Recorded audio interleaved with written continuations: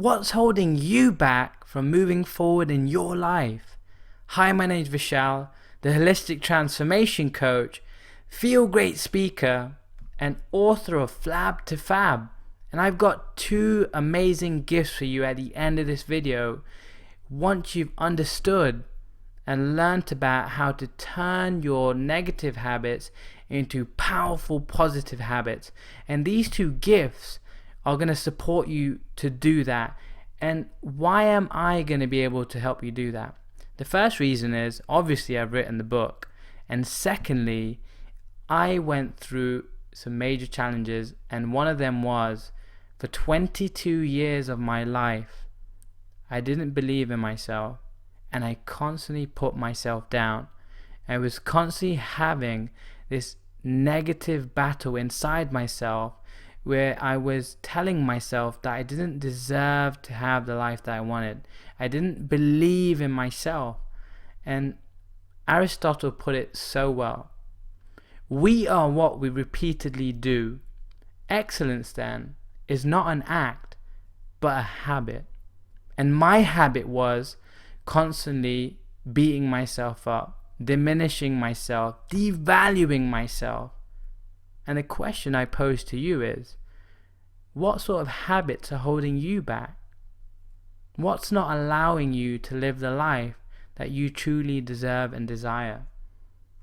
So let's look at what it's going to take and how you can change those habits. If you look at this picture, there's several ways of looking at it. You may think, whoa, she's chilling out and having a cigarette and having alcohol. But anything which is going to diminish and undermine and reduce your quality of life in the long run surely isn't going to be good for you. So let's look at the formation of how habits are formed. First, we need to look at mindset. You need to understand what your thought processes are. How is it that you're thinking? Because the thoughts that you have inside of you are the things which will be created on the outside of you.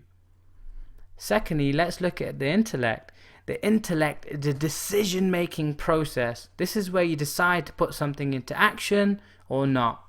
And when you've put it into action several times, it now becomes a firm habit. And when it becomes a firm habit, it becomes a part of your thought processes. So let's look at weight gain, for example. Someone who's putting on weight, their thought processes are constantly connected to gaining weight without even knowing it. Because what they do is they see a food that is tempting and it encroaches them in, it excites them, and they think, yeah, it's tasty, so they go and eat it. And because they do it on a consistent basis, it helps them put on weight. And because of consistently eating it, it then helps them get to where they don't want to be. And if they want to change that, they have to start changing their thought processes. So they now have to start thinking in a way in which is going to serve them. So say they want to lose a stone. They want to lose a stone because they're going to feel more confident, healthy, and happy. So now they know exactly what they want and why they want it. There's a strong emotional connection. And because of that, when they see a tempting piece of food which they used to love, they're going to now start thinking about what sort of decision they want to make. So instead of eating that food, they're going to decide, I want an apple. And by having and making that decision of having the apple, that is going to allow them to make another decision, which is when I see another food item which is tempting, what am I going to do? I'm going to say no, because I know it's not going to help me, it's not going to serve me. Instead, they choose to have something which is more of a healthier choice. And when that is consistent, when they consistently decide to do the things which are going to help them get to where they want, they now start creating a firm habit of helping them get to their goal, which is obviously losing weight in this case. And you could use the same principle with cigarettes, with alcohol, and once the goal is clear, once the emotional connection is clear, that will allow the person to decide on what to put into action and what not. And then through that, through doing that consistently, they will develop a strong habit which will help them get to where they want to get to. And you can apply that to any area of life, any area, absolutely any area. And it takes some effort. It requires a lot of practice. It requires determination. But once that process is in place, it's possible to change any habit. And Stephen King put it so well. A man who can't bear to share his habits is a man who needs to quit them. So think about some of the habits that you need to quit. Think about some of the habits which you're ashamed of talking about. They're the things that you need to work on. They're the things that you need to transform. And there's some key steps that you can take to do that. And the first one is to recognize that you need to change this habit. It's the first step in changing. Then ask for help. Ask for support. Join a group. Go on a course. Something which is going to reinforce a positive behavior to the negative one. Then analyze the consequence. Ask, if I keep doing this, then what's likely to happen? If I change this, what's likely to happen? And that will eliminate any self-doubt. And through that, you will start to find, because you find a positive reason for the change, the consequence, you will find it's better to change your thinking to what you exactly want and deserve. And through that, you can now start committing to small changes.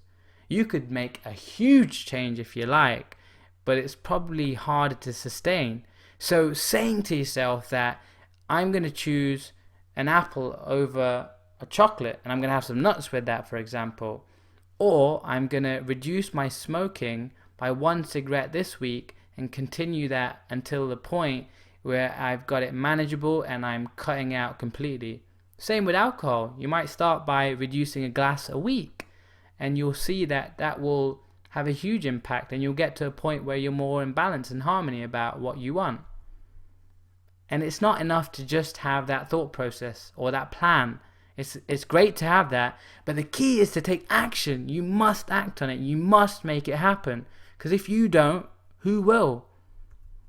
And it's also essential, so essential, it's vital that you have someone to go alongside with you on this journey, whether it be through social media, whether it be someone you love and respect. You need someone there who is going to constantly keep an eye on you, so that you can have that support necessary to make the change, because it will get tough at times, but you know that if you apply all of these 7 steps, you will definitely get there. So I want to give you a gift, and most importantly, I want you to put what you've learned into action immediately. Do it now, make it happen. But I want to give you a gift. The first gift is, I want to give you the first chapter of my book, Flab to Fab, and it's all about mindset. I want to give you free. So you want to email me at vishal@journeytofitness.co.uk, and I'm going to send it directly to you. And secondly, I have a program which shows you how to drop a jean size, dress size, or clothing size in a month without dieting all your money back. So if that's of interest to you or someone you know, just email me at vishal@journeytofitness.co.uk, and I'll be more than glad to help. So I hope this video has helped you to start understanding how to turn your negative habits into positive ones. Now go take action and make it happen.